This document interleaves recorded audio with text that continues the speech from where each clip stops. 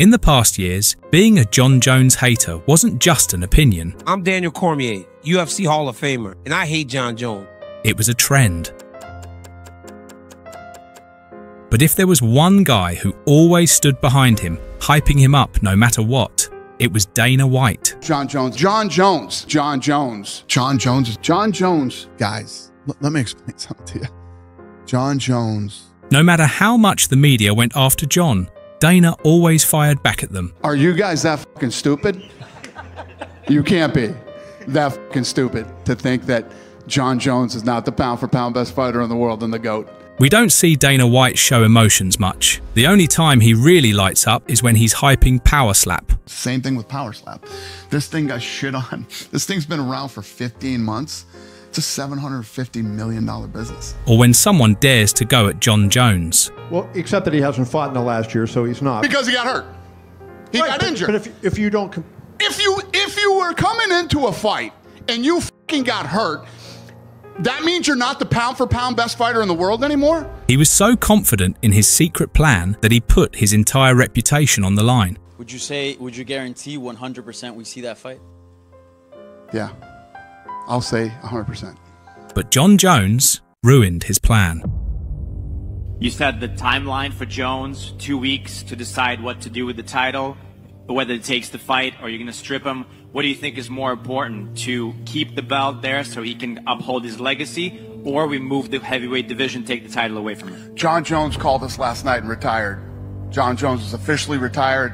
Tom Aspinall is the heavyweight champion of the UFC. You saw me talking about it very confidently that this fight was going to happen, and then he changed his mind. Have you ever wondered how something that was 100% guaranteed at the very top of the sport just vanished? I don't know, did you see his series of tweets over the last few days inferring that basically he told you guys that he was retired last November and that your efforts to make the Aspinall fight were basically futile? It's not true. Okay. Yeah. But what do you make of him coming out and saying saying contrary to what you've said there? I don't know. I'm telling you the truth.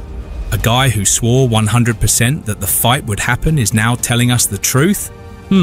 Something smells off here. Jon Jones tested positive for cocaine out of competition. In competition, he's tested negative. From the very beginning, Dana White was always the guy standing behind Jon Jones. Jon Jones. No matter what Jon did, Dana always stood behind him, as much as his position as the face of the UFC allowed him. This is what Jon does when he comes to Vegas, man. Jon comes to Vegas and this is a rough place for him, man.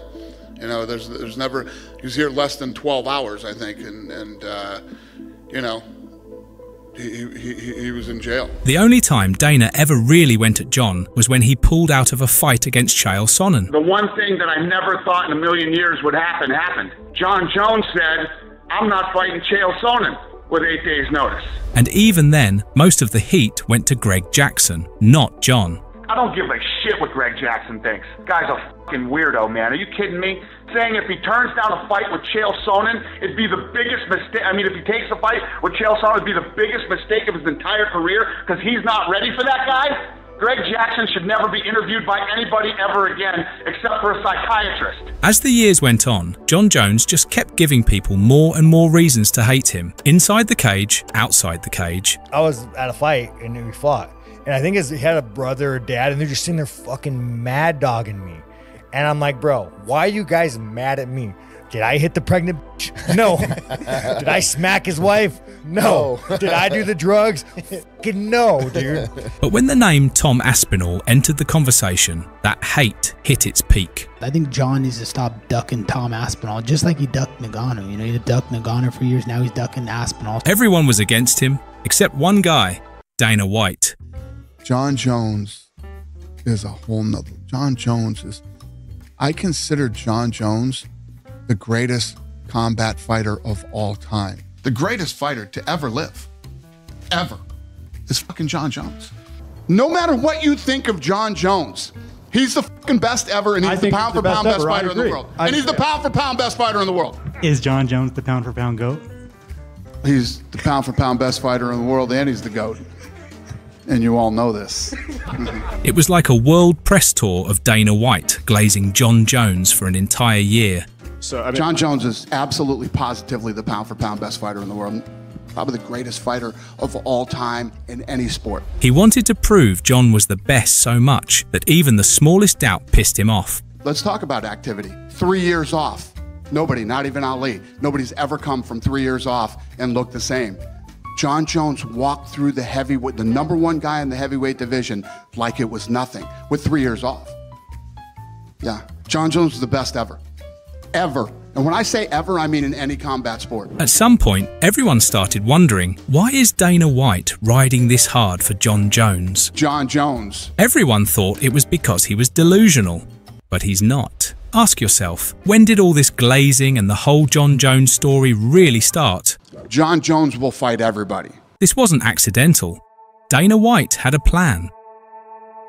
Dislike him, whatever your beef is with Jon Jones, knock yourself out. Do you really think Dana White cares about Jon Jones? That he'd actually gamble his entire reputation on him? There is no way in hell that Jon Jones doesn't want to fight Aspinall. So that I guarantee you. Dana White, before anything else, is a UFC company man, and if history has shown us anything, it's that he'll do whatever it takes to make the UFC more money. Listen, man, this business has worked just fine.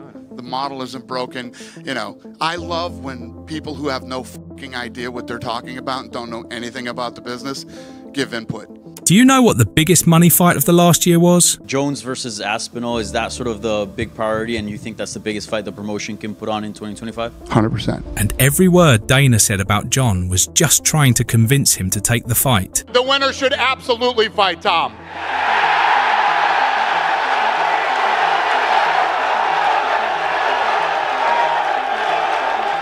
Whenever someone asks him about a fighter considering retirement, his answer is always the same. If you're thinking about retiring, you know how I feel about that. You should probably retire. But guess who spent an entire year talking about retirement? Jon Jones has also talked a little bit about, or hinted about potentially retiring after Stipe. I know that's something people have talked about. If he does decide to retire, will it be worth the wait that we've waited so long for that fight for him to just retire after? Or do you feel confident that he'll probably defend? Yeah, you know, Jon is one of those, you know, challenging guys to deal with. And I think that,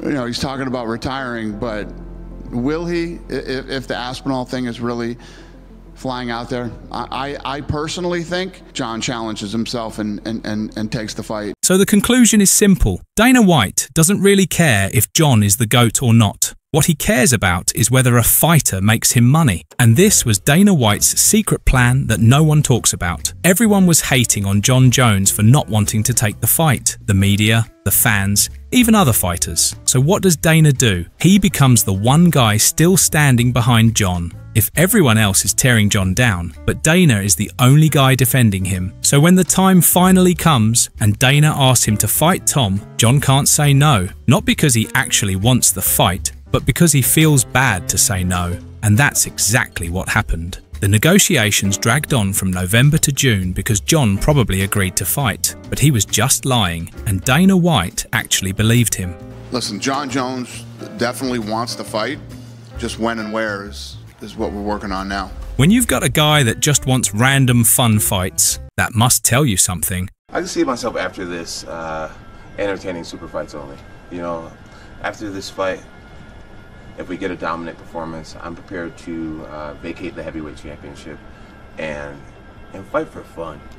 And I want to fight for fun. In June this year, when Jon Jones retired, Dana White wasn't happy at all. Jon Jones called us last night and retired. Jon Jones is officially retired. Tom Aspinall is the heavyweight champion of the UFC. On one hand, you can understand why he's mad. They lost a lot of money on this fight, wasted months in the heavyweight division, and Dana's reputation took a hit talking up a fight that never happened. But on the other hand, you tried to trick the wrong guy into accepting a fight he clearly didn't want. And that's what I want to do. I want to do fun fights for me, not necessarily for the fans, but for me. You know, let's see if Dana allows me to do that or not. When Jon Jones teased a comeback to the White House next year, the guy who once backed him completely didn't care. Jon Jones says he wants to be on there too, and he says he would fight whoever the champion is at that time. But would you be okay with him like coming back and potentially winning that belt again? And you might have to go through. Well, it's not even about him winning the belt. I mean, you know how I felt about him. I can't risk putting him in big positions in a big spot and have something go wrong. As I said, no one ever cared if Jon Jones is the GOAT or not. This business is all about interest and money, and if you're not good for them, they won't be good for you. Just wondered, at this point, is there anything in the next few months or several months that Jon could do where you could say, okay, I actually trust him to put him on that card? Let me ask you, what do you think Jon would do in the next couple of months that would make me trust putting him on the White House card? Well, I would not trust him, but I would like to see him fight Aspinall on that card down the road. So I already said that I don't trust him, and you're asking me what could he do for me to trust him in the next 3 months. You don't trust him. Well, yes, but you talk to him. I don't. Yeah. No, I don't talk to him either. I haven't talked to him at all. Well, there's a greater chance you'll talk to him than I'll talk to him. Yeah. I would not bet on, if I had to make odds, it's 1,000,000,000 to 1 that I put Jon Jones on the White House card. When you gamble everything you have, there's nothing left to gamble.